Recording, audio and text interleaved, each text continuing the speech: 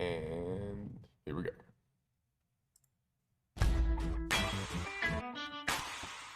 So I actually want to start getting ready in September for a January show. Welcome to the Buns and Thighs podcast, where we talk about fitness, health, and everything else. We help you move past all the marketing schemes, hacks, and Instagram trainers out there so that you can learn how to truly be fit. I'm a corrective exercise specialist, and I own PTMC Gym in Colorado Springs, Colorado. I help people reduce and eliminate chronic pain while also losing fat and gaining muscle.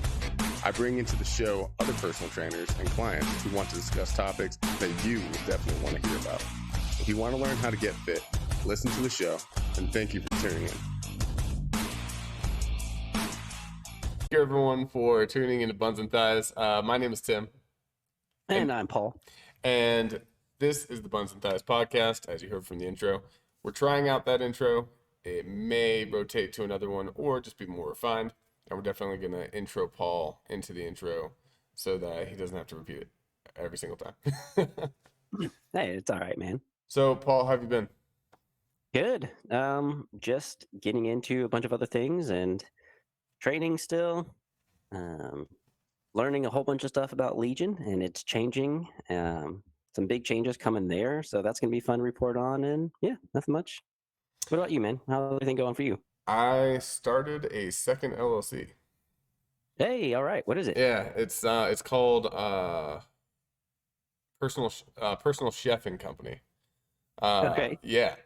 So, the storefront name is going to be My Personal Chef, and it's basically a meal prep service. And I'm getting all the tiny paperwork and filing and stuff, all the official work done before I can actually do it. And before you can do anything, you need an EIN, and before you have an EIN, you have to have an LLC or sole proprietorship or whatever you want to do, S corp, all that. Right. And so I'm also learning a lot about tax law and things like that. My dad's a lawyer, and if I was to ever be a lawyer, I would be a tax attorney. Oh, yeah. For sure. That stuff is really interesting to me. I know it changes like every year, but rich people that are in the 1%, they either have hired someone that knows tax law or they know tax law very, very well. And they have to, otherwise they won't stay rich. And Right. yeah. And if you're a business owner and you own an LLC and you actually want to stay in compliance, you have to start picking up a few things about taxes. Like, you at least have to know taxes for your business. You can't just rely on a tax professional. Like, you have to know them in order to do some stuff. Like, you have to keep all your receipts. There's another thing, the BOI. This is an announcement to anybody that owns an LLC that is listening to this podcast. The United States government came out with the BOI bill, and if you do not register your LLC or your business, sole proprietorship, anything you own, business-wise, under the BOI, you could be fined up to $500 a day per business. Yeah. The If heck? if you started your I just registered both of my LLCs with the BOI today. But if and also to do it, it's free and super easy.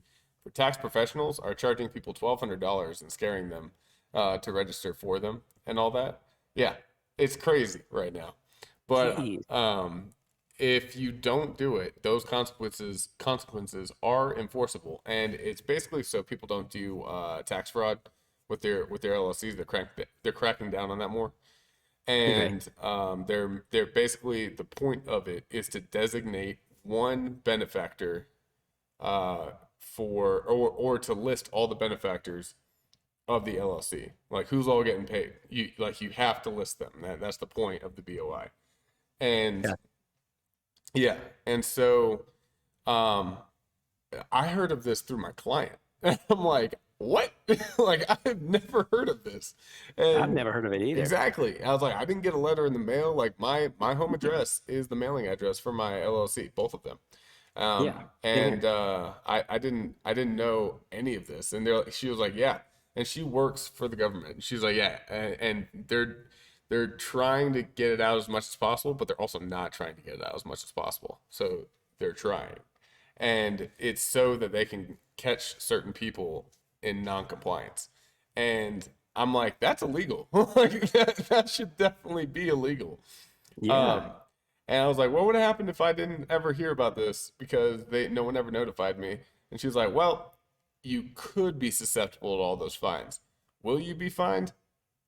That's a big question mark because no one can afford $500 a day. Yeah. And so anybody that started their LLC before January 1st, 2024, you have until the end of this year. Anybody who started their LLC um, this year, basically, you have 90 days to get into compliance. And somewhere in there it says something about 30 days. And so anybody that owns an LLC, go search BOI requirements and get your butt in gear and go do that. Yeah. I need to go do that then, because I've got my drone business and then my personal training business. I need to get in Yeah. on that. And it's a little weird that they didn't tell anybody. And it's all over the internet. If you search it, it's all over the internet. But no one's actually trying to go to you and tell you, hey, go do this. Government. Government, man. Hmm.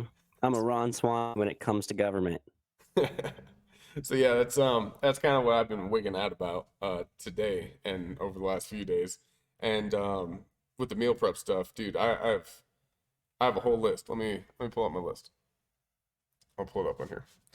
I got so many things to do for the meal prep, and it is a little daunting. I'm not gonna lie. One second, let me pull up my counting here. Meal prep. There we go. All right, so the things I have done: form a second LLC, register the EIN. That's it. Oh, and name it. What I All have right, let me left look to at my do. list. I started. All right, there we go. Name. That's Yes. I literally just wrote the name of the business. I made the business exist. That's it. Next, I have to register for a sales tax license. I have to get a food handler's permit. I gotta acquire a food establishment license or find a shared kitchen, which is what I'm gonna do, that has a food establishment license. Um, I'm not going to get a cottage food license yet until I go to like jarred things and jams and all that, which I'm probably not going to, but that's just there. It's a requirement that if I were to do something from my house, I need a cottage license, but I can't do anything that's risky at my house. So no meat, no dairy, no nothing like that. It's all like jams and honey and things like that. Things that don't go bad and have no risk. Um, I have to have I have to have proper labeling and packaging under compliance. So I don't even know what that means. So I'll figure it out. Proper labeling. Yeah.